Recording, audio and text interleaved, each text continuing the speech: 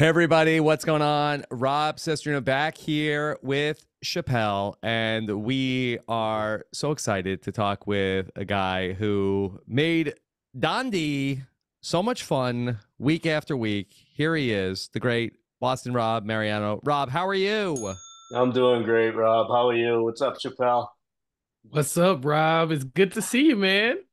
You too. I wish Congrats. under other circumstances. I don't know if congrats are in order, but we had a fun ride there for a little bit, huh?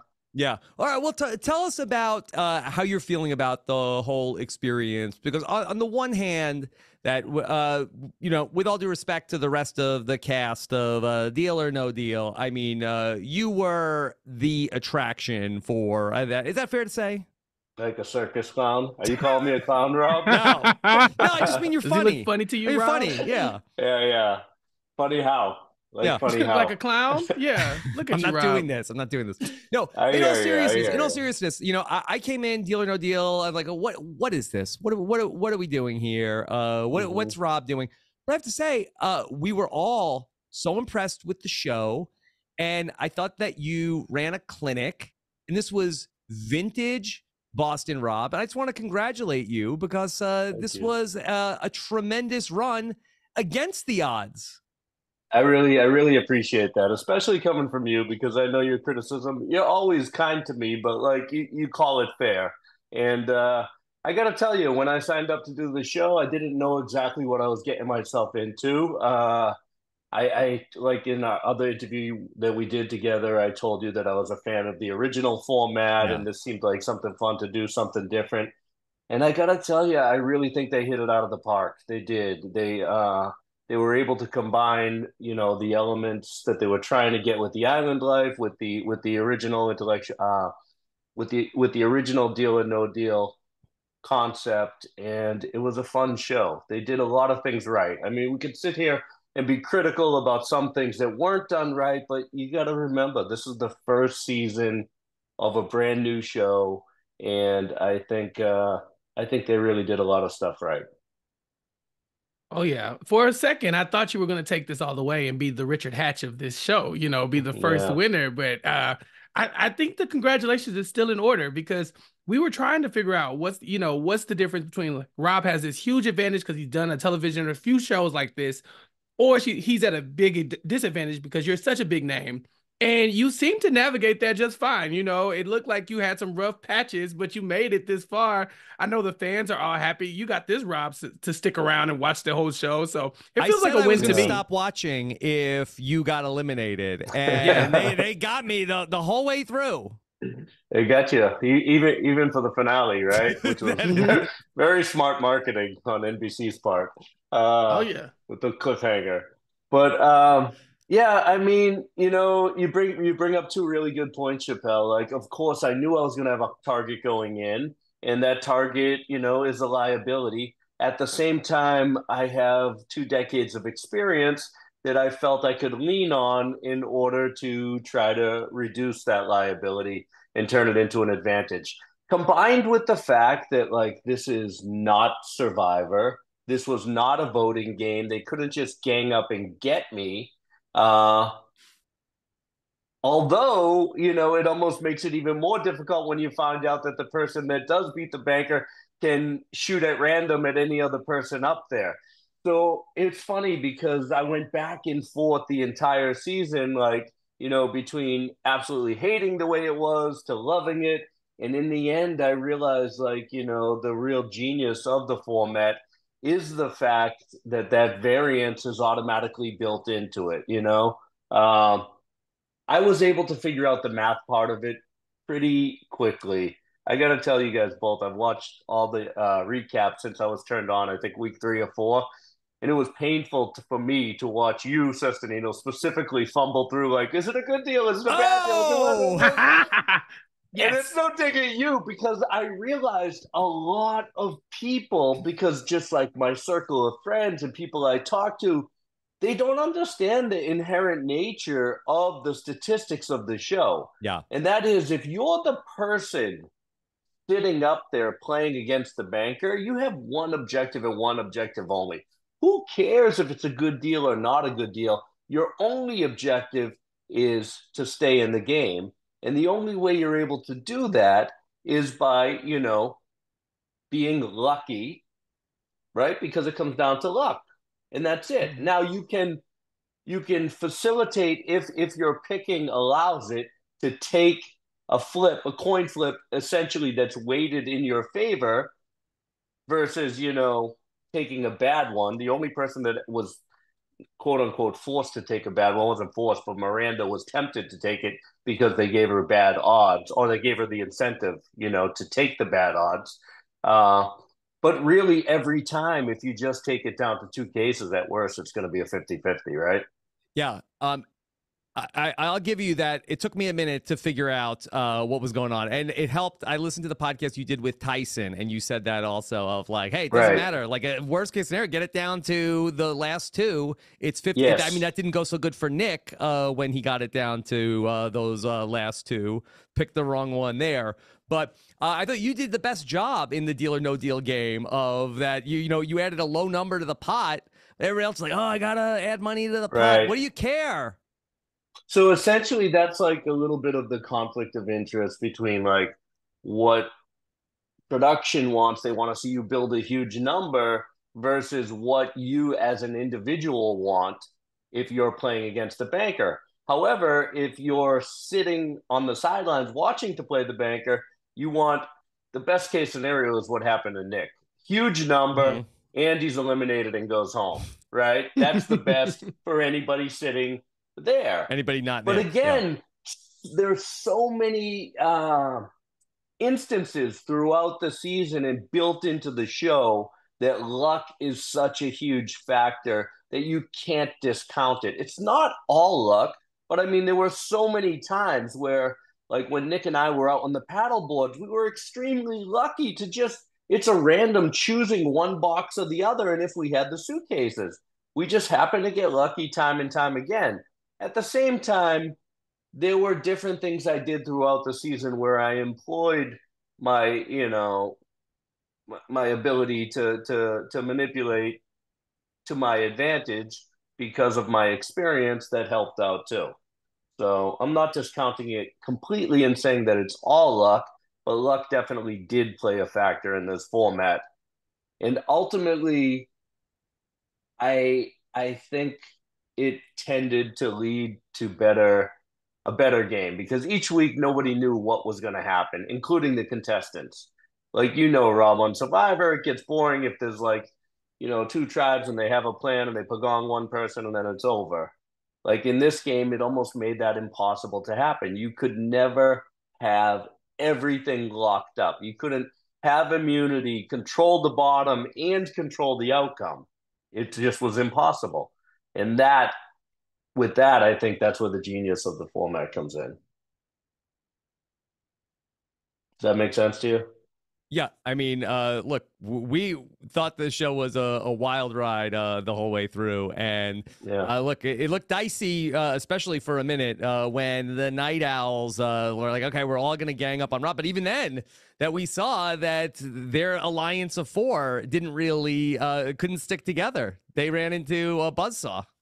Right. And going back to my original point, alliances are almost futile to a point in this format, right? Like you can say, oh, we have an alliance and we're all aligned to get them, but they can't guarantee to get us out. And even if they do, there's no repercussion for their action should they not agree to go with their alliance and do something different because there's no vote at the end, right? So I think although later in the season you saw the Night Owl thing come in, I realized it didn't matter too much anyway. Everybody was against me from the first day anyway, with the exception of a few people that I was able to get on my side. Yeah, your back was against the wall very quickly, but we saw you doing what you do best. You're very manipulative in the best way. I will say that as a compliment. But also, you're great at these challenges, these excursions. We got to see Boston Rob's greatest hits, man. The one with the crossbow. I mean, I think that'll live rent free in everybody's head for a while because the odds are against you. It's the Yeah. last shot, blah, blah, blah, blah, blah. You know the whole game. And it was crazy. And so even with those advantages you have just from being I guess, just better at these types of excursions, these games, the bean bag tosses, all this stuff, you were really suited to go far despite, having such a big target on your back. So it was fun watching you play. I appreciate it, Chappelle. It was fun to play. It really was. Rob, can you talk about the controversial Final Four? Okay, you end up going to the penalty box for 3 minutes. First, I want to say that I thought you handled that with a lot of grace because I know a lot of people who have been through these reality TV games who would not have taken that medicine with the same grace that you took it. So I want to commend you for it shows what a pro you are. Could you just talk about your mindset going through that whole process and then knowing you had one shot, but everything had to go right? Yeah, of course. I mean, look, of course it was brutal and heartbreaking in the moment. Uh, I will preface this by saying that 100% I was told, you're not allowed to look at the other person's board. However, it was not, and I know the producers watch your show and they watch this, so I'm going to be as fair as possible. I was told that before, the way they do it, like Rob with Survivor. Mm-hmm. S&P comes out before, they explain the rules with Survivor. With Jeff, you walk through the challenge and they do it. This is a little bit different. They had somebody reading the rules to us, and as a contestant, as they're reading the rules to you, you're kind of looking around to see if you can get a glimpse or any kind of advantage to see what you can do, what you can't before the challenges start. So they're going through the rules, and I fully admit they did say you're not allowed to look at other people's boards. They also said it was up to you whether or not you wanted to cover your board or put your tiles back after you finished. And I was like, I caught that, and I was kind of half listening, whatever. So the challenge begins, and for the record, Joe never actually said it in scene to all of us. So it looks really obvious. My kids were devastated. Mm-hmm. One of my kids was like, "Daddy, you weren't listening." I was like, "Yeah, you're right. I wasn't." But so they started, and I see Amy go running in, and my first reaction is like, did she cover it? Did she turn it over? Because we've done these challenges in Survivor so many times, Yeah. and you're absolutely allowed to look at the other person's puzzle if they don't cover it, if they don't break it down. Actually, I think it's almost ridiculous if you don't, if you're behind, try to like look at them and copy them if you can. And I have done it in the past. So I think it was kind of just like a reaction. I didn't even think about it. I just went and did it. And immediately when they said stop, stop, stop, I knew. I knew. I was like, oh God. I was like, I'm busted, Uh and that was it. I just, I owned it, I mean, I did. I looked at it, and here's something interesting that wasn't shown on TV either, was that the EP, the executive producer, came over to me and he explained the situation, and he goes, look, it is a penalty. And I don't know how they came up with 3 minutes. That was an on-screen thing. It was actually the amount of time from when Amy had entered until Jordan entered. That's how long I had to wait until after Jordan went in. And it was longer than 3 minutes for sure. Mm-hmm. But Yeah. anyway, whatever, they put it up there. But before they restarted the challenge, now I'm kind of in a vulnerable spot because I feel like shit, I just got my hand caught in the cookie jar. Immediately my brain, when they explain what the penalty is going to be, I start thinking, well, how can I get out of this? How can I figure it out? So my first reaction is, as soon as they restart this challenge, I'm going to tell Jordan and Stephanie the answer. I'm going to tell them it's 75. But I made the mistake of, instead of just doing that, asking the EP if I could do that. Yeah. And he said, no, don't do that. So I didn't. And I wish I never asked, because then I would have done it, and then my penalty would have been very, very small, and I would have been right back in it. It's funny, like they edit things a certain way, and I get it, and it's to make the most drama. One other thing that I found interesting was in the previous week when it was when Aaron was eliminated. Do you remember the suitcase challenge where we had to go out and choose the Yeah. suitcase with the amount of balls in it? This is a little behind the scenes because I know your audience is into like the strategy and everything. So Stephanie got to pick the order of who was going to go, and she picked me to go first. And if you remember, like the second or third challenge, the one with the bean bags with Mm-hmm. Kim, that was also, they said it was random, but it was like Kim got to choose first. In the pregame stuff, I asked a question about what happens if the first person hits the steal. They said they don't get to steal. Then she like immediately wanted me to go first. So Stephanie, when it was her turn to choose the order, I think she thought like it's going to be a disadvantage for me to go first. So she chose me to go first. She chose the order. Immediately after she chooses the order, she looks at Joe and she's like, "Wait, wait, I protest the order." And Joe's like, "What are you talking about? You protest the order? You just picked the order." She goes, "Yeah, I protest. I changed my mind." He goes, "No, you can't change your mind. It's set now." So just because thinking that like perhaps it might be an event, she got it just like a second or two later. So I go first and I see the dilemma. The dilemma is I have to take the smallest number with the largest amount of marbles and forego the $75,000 free offer, which is not nothing. You know what I Yeah. mean? 75 grand is something. But I also know because nobody's going to be immune this episode, I need to position myself and Aaron in the final two. Like I want to.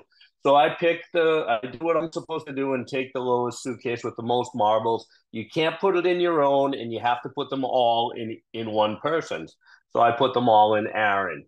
Now I know that Amy's going next because I know the order and I know for sure she's going to end up taking the 75K, right? Like for sure she's going to take it and only have one marble. And then I know Aaron's going next and he should take the second lowest amount. And by doing so, it will effectively, as long as Jordan and Stephanie don't stack on the same person, which would only be Amy, it would effectively make us be in the bottom two. So I'm good. So I go and I do the thing I do. Amy goes and does exactly what she's about to do. And as Aaron's going out to do the cases, in my mind, I start thinking, man, there's a weird scenario where there could potentially be a tie, right? So Amy had been on me all afternoon about, you got a number one, you need a number two, whatever. So I said to her in the moment, I said, Amy, I'll tell you what. I said, you be my number two. But here's the deal.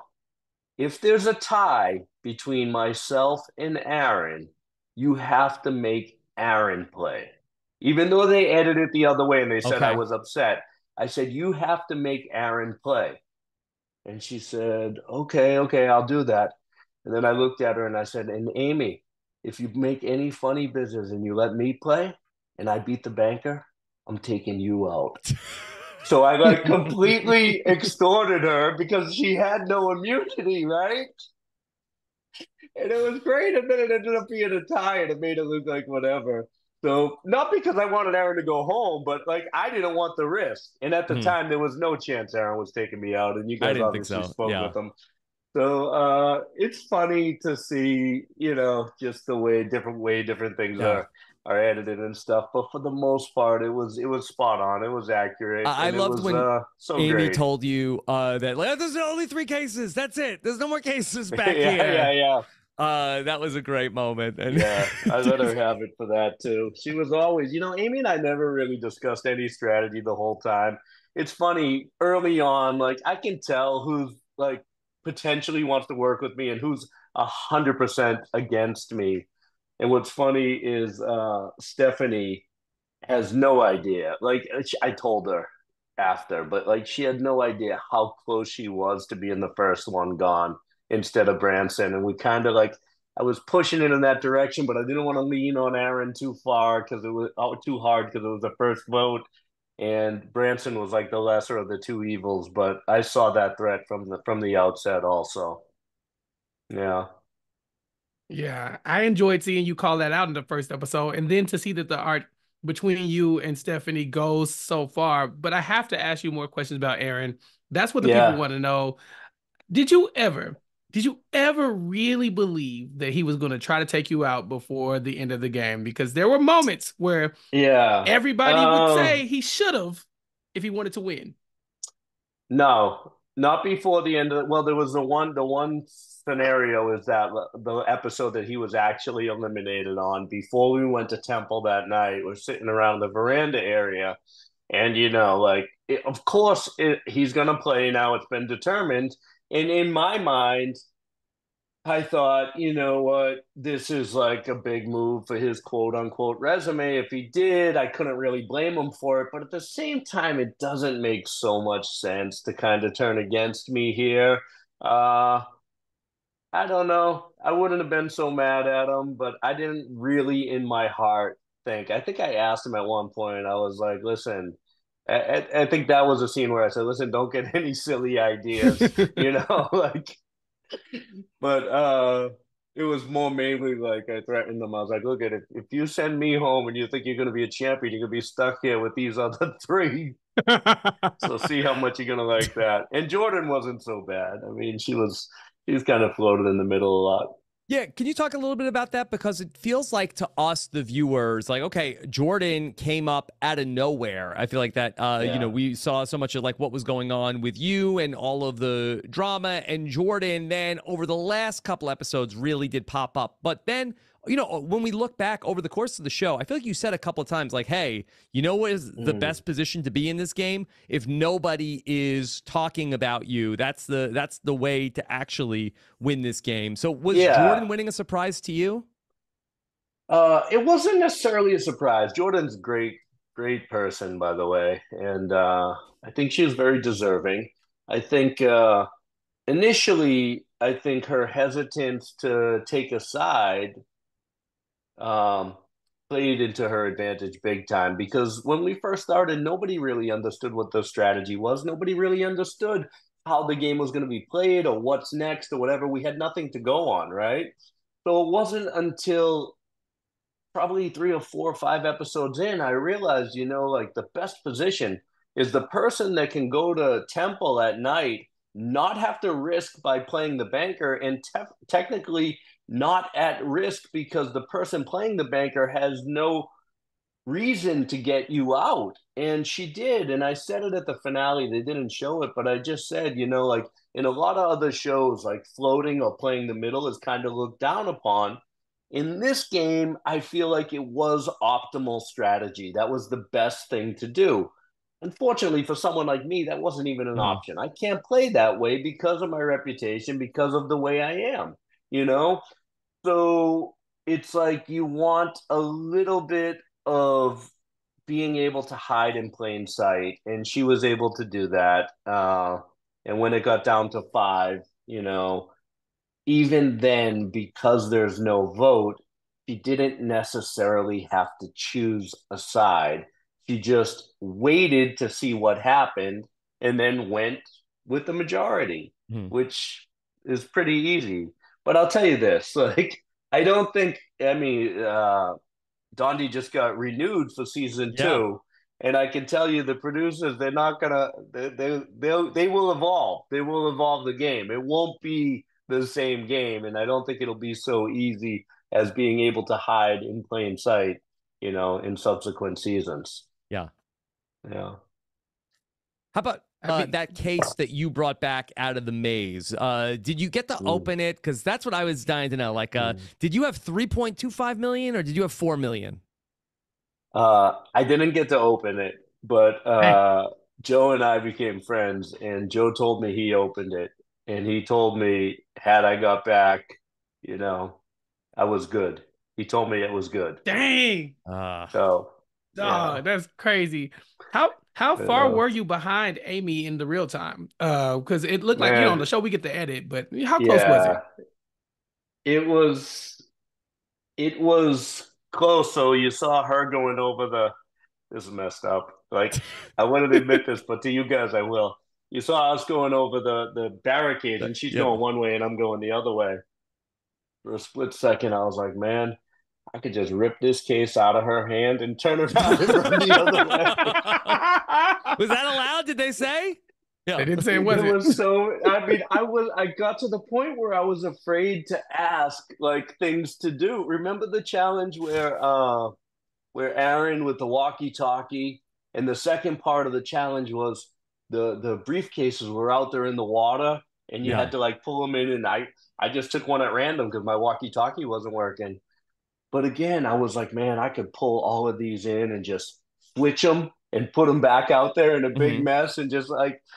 But I got sick of hearing no, so I just stopped asking and tried to, play good. Um, yeah, but it was close, but not as close. It wasn't seconds. I mean, I was at the cases getting my case, unlocking my high value case when I heard the three of them celebrate that she had Mm, crossed the finish line. Yeah. Or okay. shortly thereafter. Like I had just started to go back across the maze. So I was pretty surprised when I went into the maze that they hadn't like it was I was at one point I was expecting them to come out because it was so long they were in there. Hmm. They were in there probably, I'm gonna say about 20 to 25 minutes. Like it wasn't like quick, maybe 20 minutes. Yeah. So I was expecting someone to come out and be done before I even got a chance to go in. Yeah. It was a brutal penalty. They made it Yeah, look that less sucks. than it was. It was for all intents and purposes, that was it. Yeah. Yeah. It's tough because so far, and like I played to win, but also I had such a great time, and it was so fun and such a fun experience. And for the first time, like in 20 something years, my kids, or they're not that old, 14 years, are old enough to watch it, and they enjoyed Mm. it, and every week. And I don't even remember half of the stuff, like the dancing, the iced tea dancing and everything. So it's great because I got, teenagers now, and there's nothing better as a dad than to be able to drive them nuts. So it was fun every week for sure. Um, how about this, Rob? Okay, you're having so much fun being on TV. Okay, the banker calls you, and the banker Yeah. says, "Hey, we want you to go be on a big anniversary edition of another TV show. Deal or no deal?" You know what I like to do, Rob? I feel like I'm very good at stirring the tea. And Iced tea time? Iced tea social time? media gives me that platform to play a lot of games with a lot of people. And I don't know, a lot of people love my sarcasm, but the short answer to your question is even though I'm trolling a lot of people, probably not. No. Okay. It doesn't Probably look like not. we're going back out there. Not in any kind of playing capacity anyway.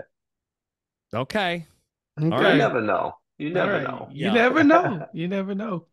We're gonna hold out hope. You're like you had like a Tom Brady-esque run for a little bit where people thought that you were the underdog, but you couldn't be stopped either, you know? Yeah. It's like, Uh, how are you the underdog, but also, like it's all the odds are against you, but everybody's still like kind of rooting for you in the same way, like, it's I think weird. he It might goes pull it back to off. how we start. It goes back to how we started this conversation, right? It's like the target versus the experience, right? Like, Mm-hmm. can you fade the target? Is the experience good enough to fade the target or not?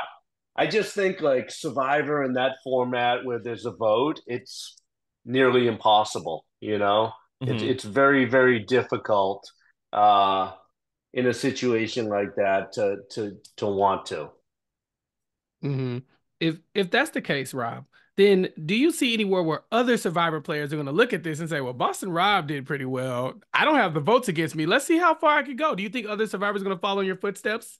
I think some people might try to. Here's the thing, and Cesternino knows this. I am by far out of any person that he has ever met or that you have even heard of Chappelle the luckiest. I really am. Like I can't tell you why, but I'm very, very lucky, and no one else is as lucky as me. And I think after going through this the way I did, it's going to be hard for any other survivor person to get up there and for them to not take them out right away. You know, it'd be foolish not to. So it's it's very, very difficult, I think. But you never know. Like I said, with this format, anything can happen. And Yeah. that's what makes it, it's not necessarily about, it is about those attributes, but you also have to be lucky too, right? So, and at the right time.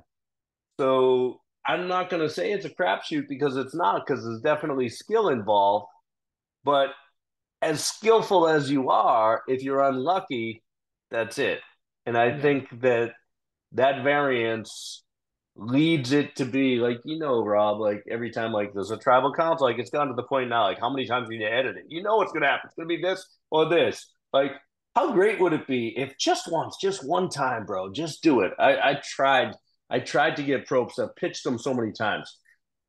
Have a tribal council, edit it like this. It's gonna be between Chappell and Cesternino, and we don't know who it's gonna be. And they go back and forth, back and forth. And then all of a sudden, pick someone from left field to get rid of them. Get them talking like, what? Where did that come from? I didn't see that. Like, give the Yeah. audience a little bit more credit for the gamers, the people that like want to look beyond. You Yeah. know, who knows? Rob, is there anything else Anyway, you want to let people know about your time on Dondi? just that I really, really had a great time. You know what That goes came into making through. a show. Yeah. Yeah. And it felt that way. Everybody behind the scenes at NBC and with the production company was great the whole time. They really were. My fellow castmates, it was an experience that we shared, something different, something I've never done before.